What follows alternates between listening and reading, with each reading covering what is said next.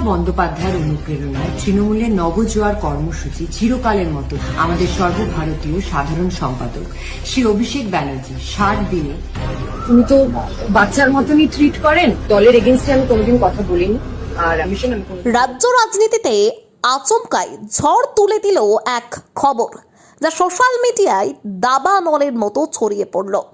এক চাঞ্চল্যকর দাবি বলা হতে লাগলো, অভিষেক আমাকে তার ফ্ল্যাটে যাওয়ার প্রস্তাব দিয়েছিল, কিন্তু আমি যাইনি। বিভিন্ন পোস্টে দাবি করা হয় জনপ্রিয় অভিনেত্রী ও সাংসদ মিমি চক্রবর্তী নাকি এমনই এক বিস্ফোরক মন্তব্য করেছেন। আমার সুপ্রিম কমিশন, আমি কোনোদিন সেটা বলবো না, কিন্তু আমার ইন্ডিভিজুয়াল যে বাধাগুলো হয়েছে সেটা তো আমার সুপ্রিমকে জানাতে হবে।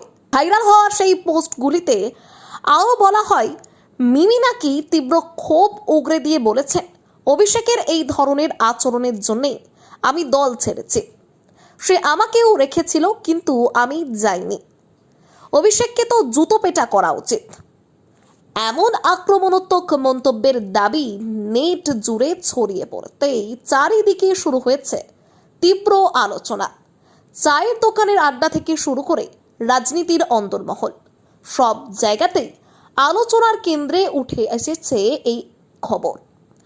সবার সামনে একটাই প্রশ্ন ঘুরপাক খাচ্ছে, সত্যি কি এমন কিছু ঘটেছিল মিমি চক্রবর্তীর সঙ্গে?